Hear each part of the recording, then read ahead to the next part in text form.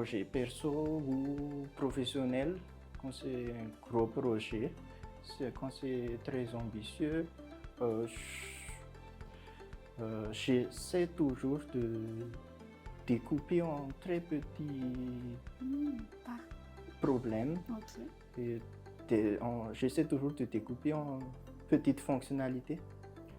Et je n'essaie pas d'avoir une solution qui marche en une seule fois, mais j'essaie par exemple, sur une page, par exemple, j'essaie juste, par exemple, de faire un login, par exemple, Ok. et je continue, je réitère petit à petit, comme ça, je vois mon avancement et je garde toujours ma motivation. Ça demande beaucoup de patience. Ouais.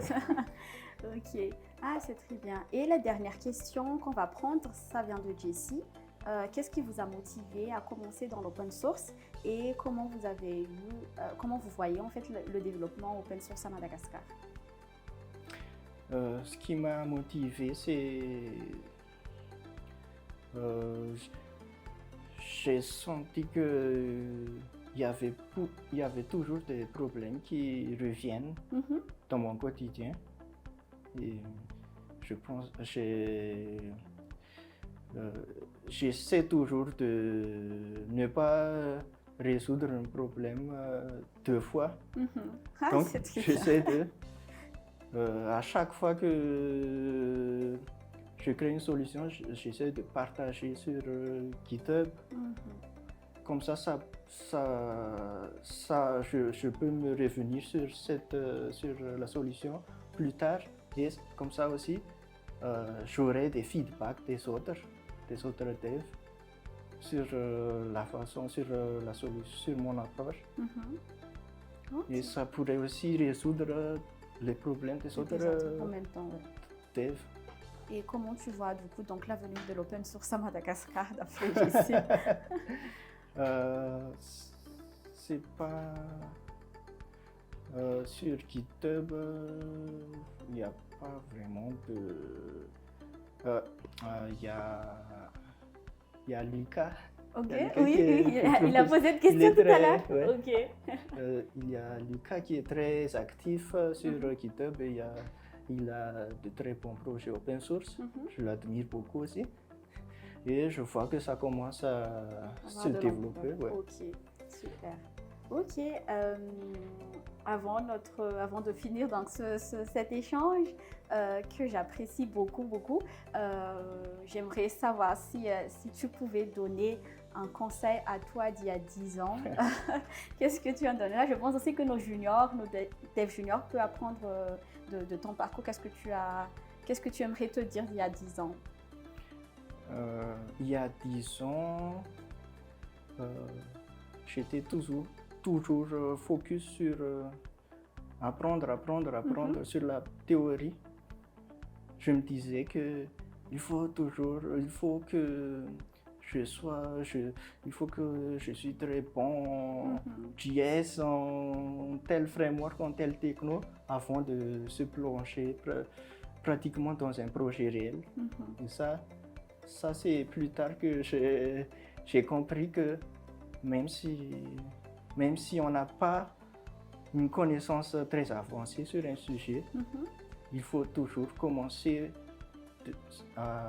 sur un projet pratique. Okay. Et au fur et à mesure, on apprend. Okay. Faut pas attendre qu'on soit très bon pour se lancer, mais il faut tout de suite faire des projets. Ok. Et aussi pour les juniors en fait qui nous écoutent et qui rêvent, on va dire, d'arriver là où tu es, quelles sont les étapes clés pour réussir dans le développement et être dans le top 1? Il faut toujours partager des projets sur GitHub, même si c'est pas encore, même s'il n'y a pas encore d'autres personnes qui s'intéressent au projet, même si c'est pas un grand projet open source, si si toi tu sens que ça résout ton problème d'abord, il faut que tu le partages. Ouais. En fait, c'est ça le problème. Pour les devs, ils essaient de résoudre des problèmes des autres sur les side projects. Par exemple, je donne un exemple. Il y a des gens qui essaient de faire un site e-commerce en side project, mais lui, le développeur, est-ce qu'il va utiliser le site e-commerce? Oui, donc normalement, c'est quelque chose qu'il doit utiliser dans le quotidien, qui va l'aider à avoir... Il faut toujours commencer par résoudre d'abord ton problème. Ok. Ah, ça, il faut bien noter les devs, il faut vraiment bien noter ça. On arrive du coup à la fin, Tyr.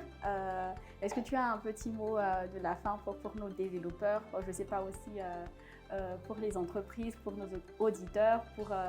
Est-ce que tu as un petit mot? Je ne sais pas si c'est un petit conseil ou pas, mais c'est à toi de voir. Il faut encourager les développeurs et les entreprises à contribuer à l'open source. Et il faut aussi, pour les entreprises, il faut surtout valoriser le talent du dev plutôt que sur les diplômes. Ok. Les recruteurs prennent note du coup. Nous, on prend note. Ok, ça marche. Je pense qu'on arrive à la fin de notre échange avec Tyr, qui a été très très riche. Merci beaucoup Tyr pour ce partage-là. Je pense que nos auditeurs du coup auront des quoi à noter pour tous les conseils que tu avais donnés. Et j'espère que bientôt, il y aura des top 1 plus que toi parce qu'ils vont prendre les astuces et tout ça. Merci à tous aussi d'avoir écouté ce podcast jusqu'à la fin. N'hésitez pas à mettre en commentaire si vous avez encore d'autres questions et je pense qu'on va l'envoyer par email à Tyr et il essaiera de répondre au fur et à mesure si on a encore.